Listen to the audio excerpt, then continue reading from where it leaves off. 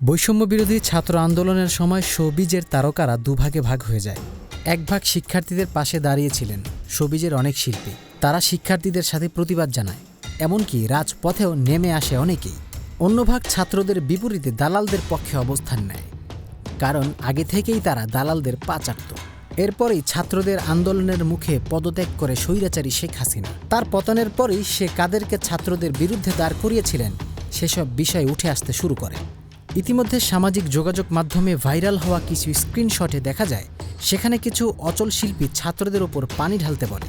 সাবেক তথ্যমন্ত্রী এ আরাফাত ও সংসদ সদস্য ফেরদুসের আলো আসবেই নামক একটি হোয়াটসঅ্যাপ গ্রুপ রয়েছে।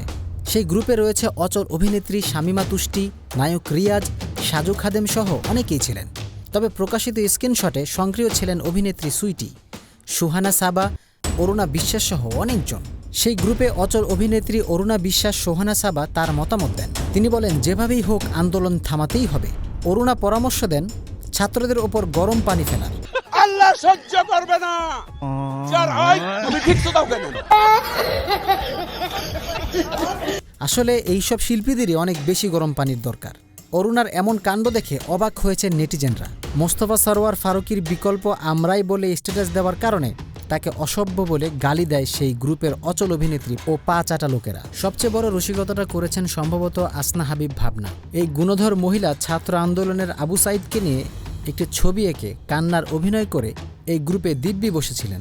দালাল ফেজ শুধু সুমনের না, এদের সবারও আছে, যারা এক একটা শয়তান থেকেও জঘন্য। পরিমণি সহ অনেক অভিনেত্রী এখন এদের এসব কাণ্ডে চরম ক্ষোভ প্রকাশ করছে। পরিমণি লিখেছে, অমানুষ, হিংস্র, লোভী, এত হিংসা নিয়ে কখনোই শিল্পী পরিচয় বহন করতে পারেন না আপনি। ধিক্কার জানাই আপনাকে। নির্মাতা ফারুকীও তাকে অসভ্য বলার বিষয়টি স্বাভাবিকভাবে নেননি। এটিকে মানবতা বিরোধী আখ্যা দিয়ে তিনি সরকারের দৃষ্টি আকর্ষণ করে সামাজিক মাধ্যমে এর বিচার চেয়েছেন।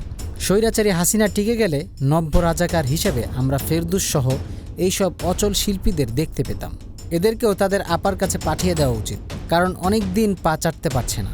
ইতিমধ্যে ভয়ে অনেকে গা ঢাকাও দিয়েছে, আবার অনেকে সোশ্যাল মিডিয়ায় বিড়ালের মতো থাকছে, কারণ এখন তো আর তারা গরম পানি ঢালতে পারছে না।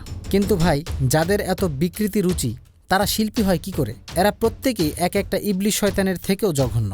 নাম ধরে ধরে এদের বয়কট করতে হবে নতুন বাংলাদেশে। এদের নাটক, সিনেমা সবকিছু বয়কট করতে হবে। তবে তার আগে এদেরকে দিয়েই শাহবাগে মুক্ত মঞ্চে একটা নাটকের আয়োজন করা উচিত, যেই নাটকের নাম হবে ইবলিশ শয়তান। প্রযোজনায় থাকবে ফেরদুস ও আরাফাত। আপনার মতামত জানতে চাই।